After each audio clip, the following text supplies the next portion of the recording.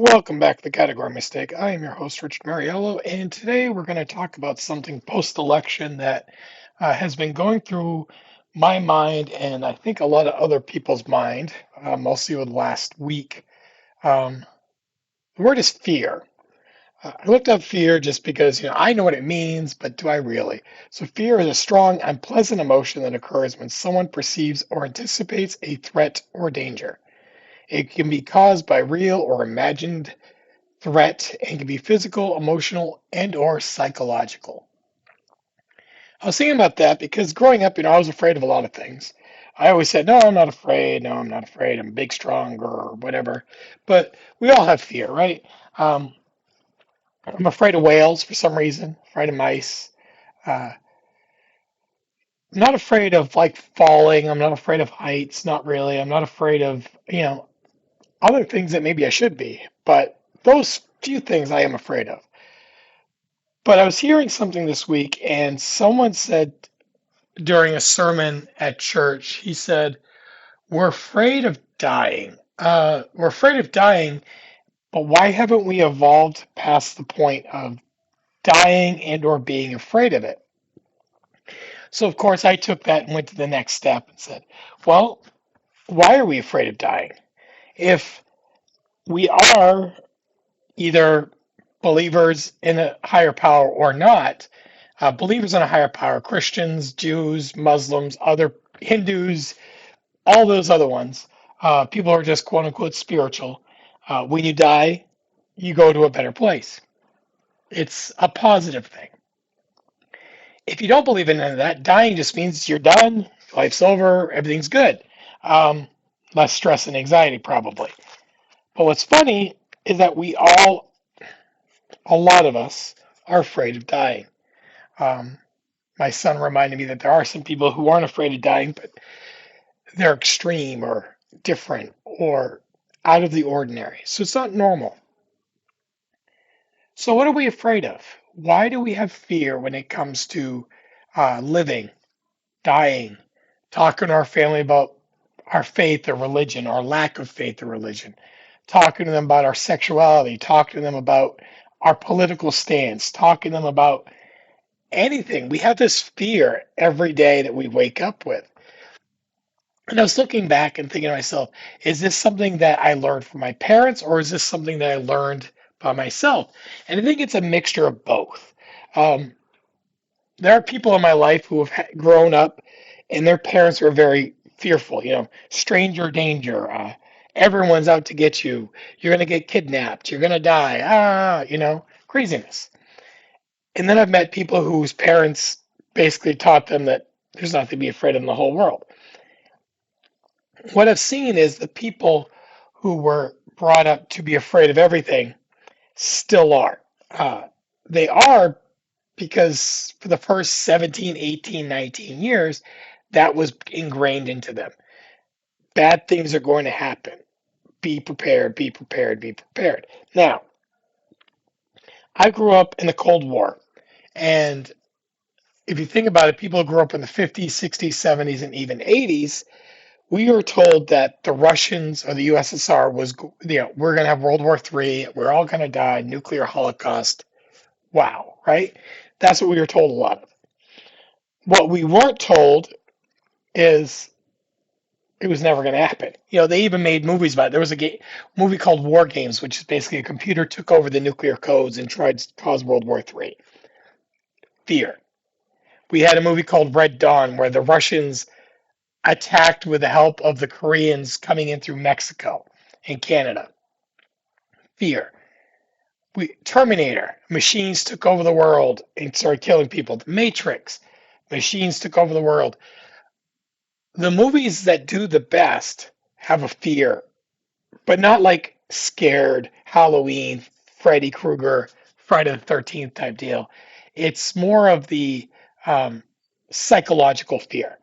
Uh, Even superhero movies, Marvel's Infinity War and Endgame, it was all about Thanos coming, snapping his fingers, half the world, half the universe goes away. There was fear there. Endgame, still fear. They got rid of the first Thanos, but then there was a second Thanos, and death, carnage, everything. There was fear. So why are we so fearful? Well, this is a great question I have to ask myself every day too. I recently uh, got a concussion, hurt my head real bad, uh, and I heard it so bad that I guess for about 3 hours I had no memory. I was 6 years in the past when my wife talked to me at the hospital. I was in 2018. She said I was crying, I was scared, I was in fear. Now, that fear is because that part of me, whatever was going on in my brain, didn't know what was going on. It was lack of knowledge. My wife was fearful because she didn't know what was going on with my brain, and it was lack of knowledge. We didn't know what was going on, fear. We all know what happens if you jump out of an airplane with a parachute. 99.999% of the time, you pull the parachute, you land, everything's good. There's always that small percent something goes wrong.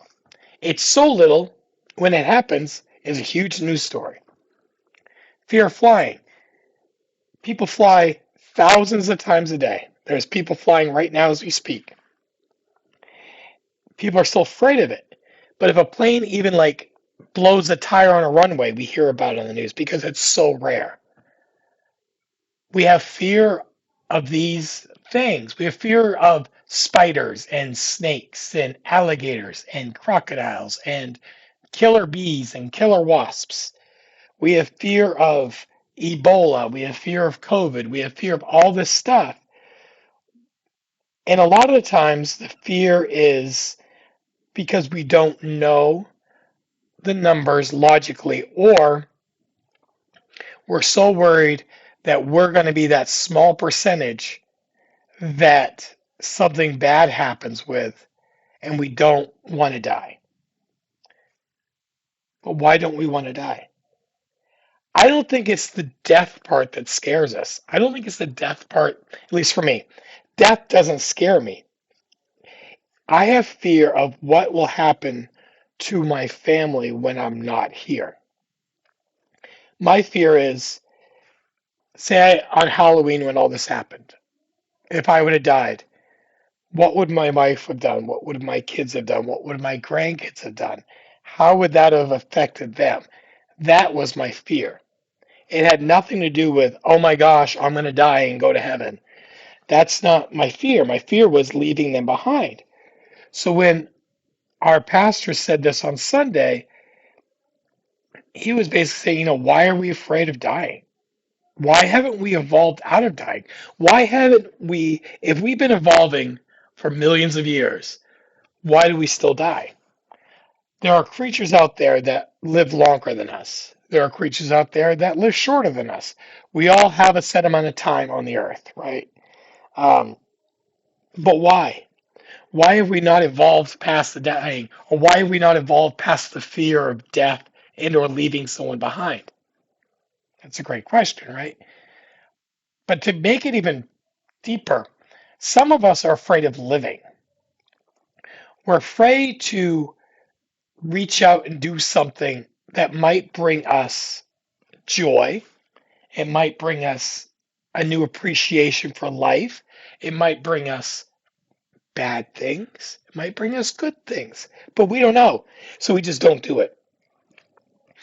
For the longest time, um, I was afraid to go back to school to get my degree to be a teacher. Scared to death. Why? I'm smart, but school, maybe not. I did it anyway, and it was great.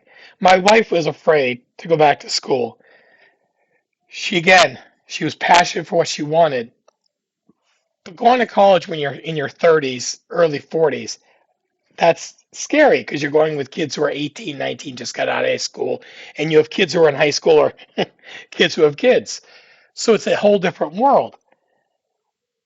A lot of us are afraid to step out of our comfort zone to do something that is new and maybe a little scary.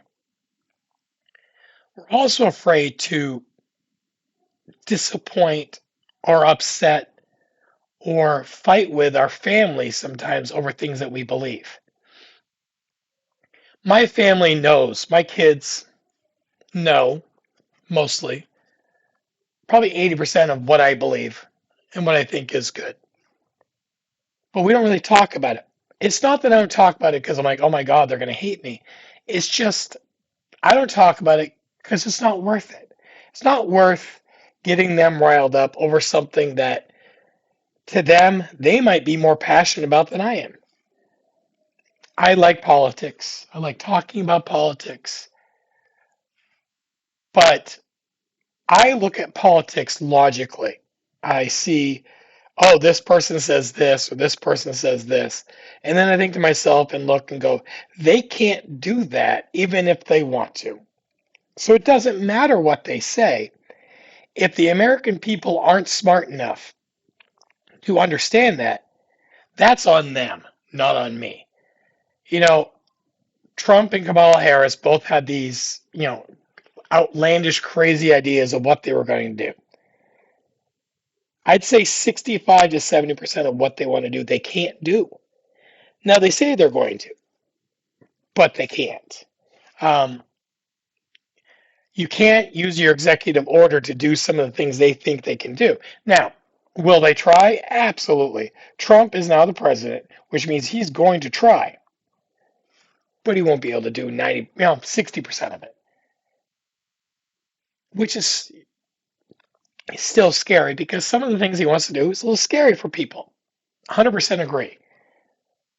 And then I think of myself and I'm like, okay, I go to church. I am I believe in Jesus. I am a follower of Christ. I don't hide that fact from my family. I don't hide that fact from most people. But even on this podcast, I don't talk about it a lot. When I was teaching school, I taught in a private school. I talked about it more because it was a Catholic school. But when I taught public school, I didn't really bring it up. Why? Because the arguments from the parents or from the teaching establishment would have been not worth my while. Now, some people are like, well, you're afraid and you should stand up for what you believe in. I can win the battle or I can win the war. And the way I look at a lot of things with my faith and the way I run my life is I play the long game. There are kids who we've adopted and there are kids in our lives, there are adults in our lives that I've played the long game with. And the long game means they're part of our life. They come closer and closer to us, and they learn more and more about us in time. They take their time. It's not fear, it's more logic thinking going, if I show them love, show them compassion, show them grace, support them the best I can, and be there for them, that's what they need. Most of the time, they're going to come around and go, okay, why are they doing this? What makes them do this? I want to talk to them more. And that opens up a window or a door. If I just start screaming at them, Jesus, Jesus, Jesus, that's not going to do anything. It's going to shut off the opportunity for me to show them the love of Christ through the way I do my things, through the way I live my life. Now, am I a perfect ambassador for Christ? Absolutely not. I am not even close to perfect. Okay. I'm a moron half the time, but I do my best and I let God do the rest. I have kids who do not go to church. I have kids who have grown up in church and no longer go to church. Why? Because right now in their life, church, the establishment of church is a bad thing. Most of them believe in God, believe in Jesus, but the church establishment gives them a bad taste in their mouth. Now, they still show up for Christmas or certain times they'll just come. Great. I bring my grandson. My daughter doesn't come, but my grandson does. My daughter probably will come later on, but right now she's not there. And that's fine. When we started bringing my grandson, I was thinking, Why is she afraid of church? And then I just start talking to her and I realized she grew up in the church. Her ex-husband grew up in the church. And after they got married and they moved out on their own, it was a lot harder for her and she just got disconnected. So until she gets on her own more and more secure, I don't think she's ready yet to connect back to that group. That works for everybody. Everybody has this time in their life where they disconnect from their loved ones or their family or their church or their community or just people they know. Everyone has a time and a season in their life where they just disconnect. Sometimes, like for me, um, I don't reconnect with those people out of fear. Maybe I've changed too much. Maybe they've changed too much. Or maybe they're going to be upset because I haven't talked to them in 6 months or a year. But most of the time after I talk to them, I realize they are fine. I'm fine. It's we both got busy or we both had things going on and you know, happens. And you know, and that's the thing that has hit me the hardest over the last 6 months to a year is our inner voice of fear, our inner voice of doubt, our inner voice of frustration and anger and negative thinking. If we let that rule us, we can never have joy and peace. Am I afraid to die? No. Am I afraid to live? No. Am I afraid of whales? Yes. Am I afraid of mice? Yes. Am I afraid of driving a car? No. Jumping out of a plane? No. Roller coasters? No. Am I afraid to hit my head again and get myself another concussion? Absolutely. But that's the thing. See, we all have different things in our lives. I know people that right now probably are scared to death to die. Well, I haven't done this, or I haven't done that. I'm at an age where it's not about what I have done or haven't done. Um, if I die tomorrow, I know my wife will be upset, my kids will be upset, but I know my wife and kids and grandkids will be okay. They will survive and they will thrive. But I still get it, sometimes I still doubt that. It's still there. It's not 100%. I wake up every day and some days I just go, I don't want to deal with today. I don't want to deal with this. I don't want to deal with this. It's going to be too much stress. I don't want to. And some of that's not because I'm lazy. Some of that's not because, I'm tired or I'm frustrated. It's because I'm afraid to deal with people that might have consequences that I don't want to go with. So I just don't. Well, what I've been trying to do more in the last couple months is even if I'm afraid, just do it.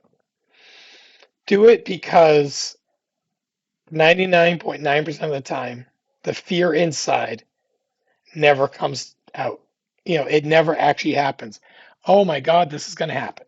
Or oh my God, this is going to happen. None of it ever happens. You know, I forget something. I don't tell my wife right away because I'm afraid she's going to be upset because I didn't tell her right away. She isn't. Normally she's not. Like we have a chimney cleaning company coming in a week. I forgot to tell her for like a week and a half. Not because I didn't want to tell her. I forgot. And right before I told him, like, she's going to be upset. She wasn't. She's like, yeah, I get that. And that's how we need to live. God designed us for now, to live and to die. When Jesus comes back, in my belief, in my faith, Jesus comes back, we all live with him forever. Yay, hallelujah, praise Jesus. The Jews, I believe, have very similar thoughts. I believe the Muslims do too. Hindus, and I'm not sure. Depends on, I think, what's your version, but correct me if I'm wrong. I just want everyone to know that it's okay to be afraid, But it's not okay to let that fear cripple you into not living your best life. It's not okay to let that fear cripple you to where you can't enjoy your kids, your grandkids, your husband, your wife, your boyfriend, your girlfriend, your college education. There are people I know whose parents are now divorced or getting divorced, and they're afraid to visit one or the other because of the awkwardness or the uneasiness. Because you go visit your father, and your mom's like, "Well, what'd you do at your dad's?" And you know, I should see you more than your dad because he's the one who left, and I didn't leave, and that's them. That's their problem. You can't let that be your problem. I used to let my mother control me by fear. I would talk to my dad, and what'd your dad say? What's he doing? She would belittle him. Then she passed away, and I still had that negative feeling towards my father because of all the anger, frustration, and fear she'd built into me about my father. And when I talked to him finally and cleared all this up, I was scared to death. I was so afraid that I was going to lose my father forever because I confronted him with how I was feeling.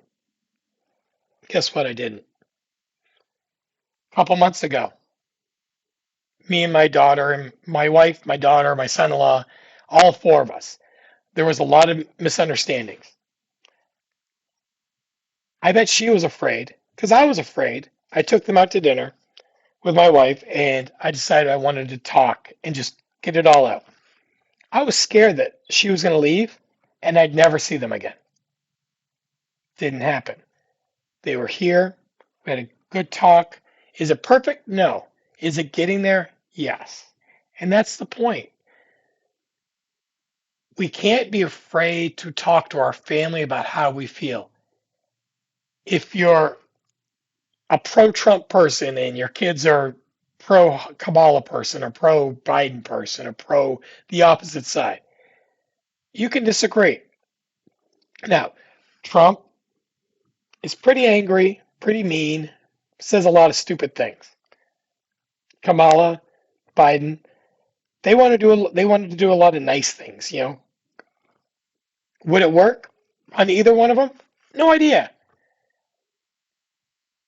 But if we can't learn to tolerate each other and we yell at each other and communicate out of fear and anger instead of out of love and respect, then there's no point. We don't agree as a family on everything. I have kids who are gluten free. I have kids who are dairy intolerant. I have kids who have autism. I have kids who are LGBTQ. I have kids who are not. I have kids who, live in Vegas and Texas and North Carolina and Pennsylvania. Just because we're different doesn't mean we can't love each other. Just because we're different doesn't mean we have to fear what the other people are thinking or feeling. I know some of my kids don't talk about what's going on in their life because they're afraid of disappointing me or disappointing mom. There's nothing my kids can do, or my old students can do, or my friends, or anyone can do that will disappoint me at all. If I had a student who was at college right now and she reached out and said, "Hey, I can't do this. I need to tweak something, or I need to change something, or I need to do something different." Now, I'll say, "Why? What's up?" And they'll say, "Hey, I'm just struggling with this, or I realize this isn't what it can be. I want to do this. I feel like this is more then do it." "Well, it's really difficult. How do I talk?" Just do it. It's your life. Your parents, your friends, your coworkers, your loved ones, they have they can either respect you and say, "You know what? Are you sure? Have you thought about it?" Which is a reasonable question. Don't go, "Oh my God, you get it." No. You thought about it? What's the pros? What's the cons? Have you weighed this through? If you have, and you've done your due diligence, it doesn't matter what they say. You do you, boo. Okay? You do what's best for you. I could have a student say, "Hey, I'm joining the army," and then 2 weeks later, "Hey, Mr. M, I know you were in the army, and but I think I'm going to join the Air Force." Great. Why'd you pick the Air Force? Well, they had a better job, or better offering, or better money, or better this. Great. I'm proud of you. You do you. Because I always told my students, and I've said this: be a better person. Don't care that if you go to college, I want you to be a better human being. Do what you're passionate for as long as you can eat and survive by doing it. Now, if you're going to go to college, below 80 grand a year, and come out with a degree that you can't use, and you're going to be poor and living in your parents' basement for 40 years, that's kind of a waste of time. If you go and go to college for 80 grand a year, get a degree, and it takes you 2 to 3 years to get a job to where you can support yourself, that makes a lot more sense. It doesn't, but if you get a degree and you can survive, you're not making $1 billion a year, but you love it, and you can feed yourself and you can house yourself and not worry about living on the street. That's all that. Do you love your job? Teachers do not get paid a lot. I love it. I'm a case manager now for homeless veterans. Love it. Does it pay a lot? No, but I love it. And that's the point. You cannot live by fear. It's the world we live in. Um, Always has this thing about you know you gotta explore who you are and do what's best and don't take no for an answer, and that's all true, um, to a point. Don't jump out of a perfectly good airplane without a parachute because you don't fear bouncing off the ground. Don't be stupid. Okay. um,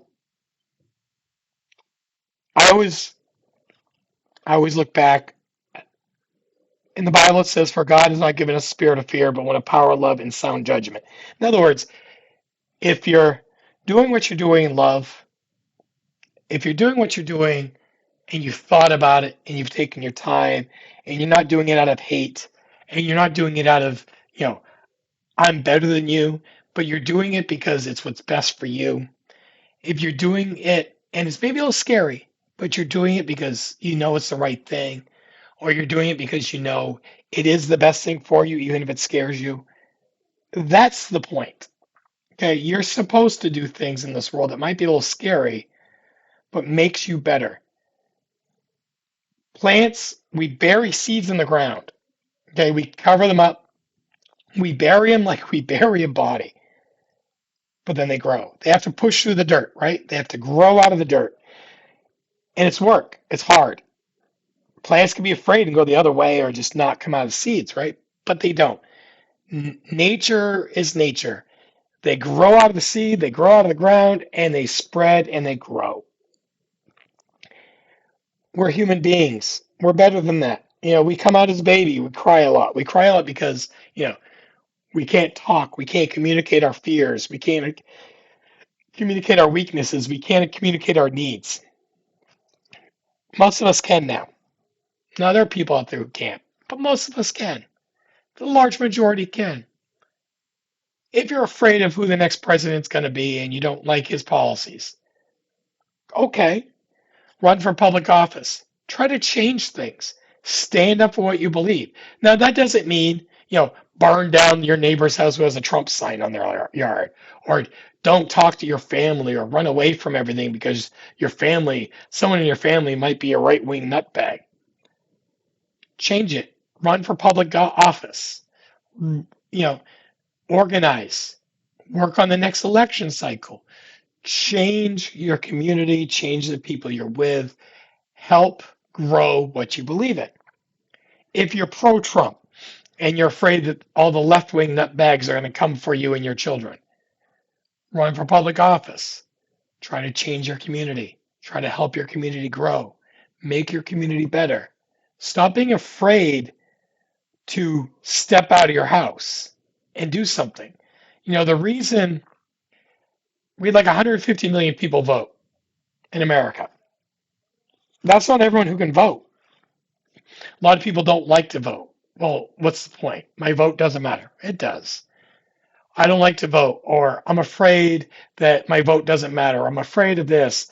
Okay. We've had the ballot that I filled out this past week ago. There are people on there running unopposed because no one else ran against them. People are either too lazy or fearful, or they're like, you know what? I can't do this. I'm not smart enough, or no one will support me. How do you know? How do you know unless you try? You know, that's the point of all this. How do you know what you can and can't do if you let fear hold you down? So that's how I'm going to end this. Do something. Do something this week, this month, this year. Do something that you're afraid to do. Speak out about what you believe to someone who might not have the same beliefs that you. Go, you know, go skydiving, go rock climbing, uh, go to the grocery store without a mask on. Uh, Go to Walmart if you only go to Target. Go to Starbucks instead of Dunkin' Donuts, but you're afraid of Starbucks because it's so much more confusing to order. Do something you're not comfortable with. Um, Say you're afraid of dogs. Go to an animal shelter and pet dogs. They have dogs there that just need love and attention. You're afraid of kids. Volunteer at a Head Start. Go to a school and say, hey, can I read to kids? Go to a library. Hey, I'd love to do a kids reading program. You're afraid of public speaking. You know, volunteer at a YMCA or something else to run a class for or help out in a class for CPR or something. Work on something you're afraid of because you can't grow if you don't change and tweak and push yourself to do something different in your life. Till next time, I'm Richard Mariello. Have a beautiful day.